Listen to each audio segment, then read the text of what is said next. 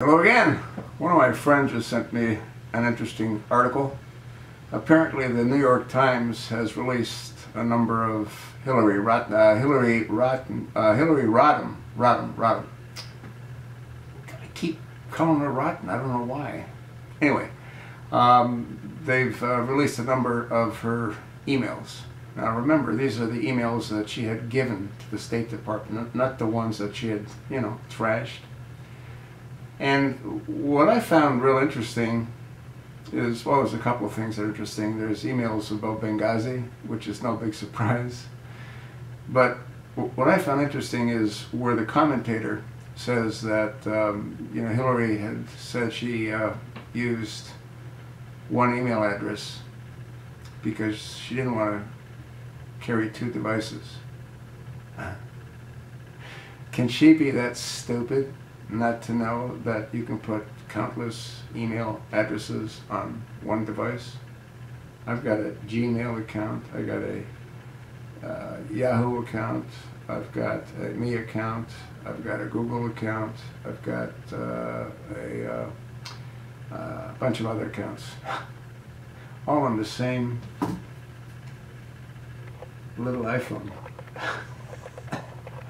So, her comment about not having to carry multiple devices makes as much sense as the Democratic Party having her as their front runner. None. Yeah, none.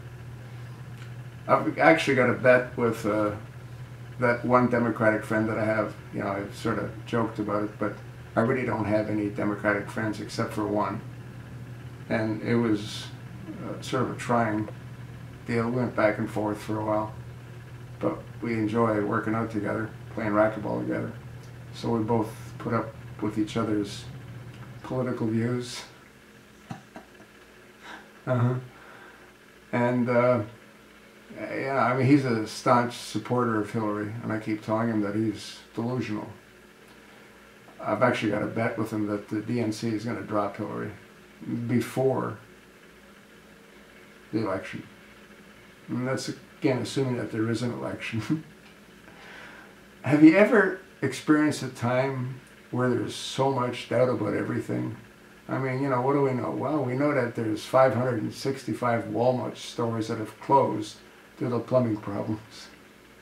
We hear all kinds of stories about underground tunnels. We saw a little video clip that had Jeanette Neapolitana, who headed up Department of Homeland Security, talking about the close association they have with Wal-Mart back in 2009. We're all anticipating what's going to happen with this Jade-Helm, which is supposed to kick off in July for 3 months. And the countries or the states that are targeted are considered the enemy states. Most of them are the red states. There's just so much that we don't know. It's frightening. We don't know what the Supreme Court's going to rule as far as Obamacare is concerned. We don't know what the Supreme Court's going to rule about mandating that all states have to accept and recognize homosexuals. What did I hear? Oh yeah, I heard that a number of Democrats and one Republican want the Secretary of Defense to protect gays, lesbians, transsexuals, transgenders, all those mentally unbalanced people that are in our military from being discriminated. Do you not think that allowing gays and transsexuals, do you not think that that sort of demoralizes and reduces the effectiveness of our military? If you don't think that it impacts the military in a negative basis, you're nuts. You're totally nuts. The soldier has to depend on the soldiers that's beside him in a foxhole or in a tank or in a Humvee, or anywhere else. Would you feel comfortable sitting in a foxhole with a homosexual? I wouldn't. Anyway, that's a whole different story. I was going to dedicate a video to all that, but yeah, the whole thing is, to me, sickening. Yeah, it's disgusting. But you know why there's such a push on homosexuality and transgenders? Well, it might be because Obama's one of those, and Michael's one of those. Yeah, that's what the push is all about. Do I think that the Supreme Court is going to rule against Obamacare? Sadly, no. Do I think that the Supreme Court's not going to mandate gay marriages everywhere? No. You know what that's going to do to whatever's left of religion? It's going to totally destroy it.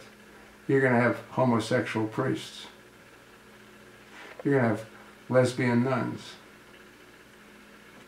I mean, you might already have them, but they're going to be out in the open. Because you won't be able to discriminate against them.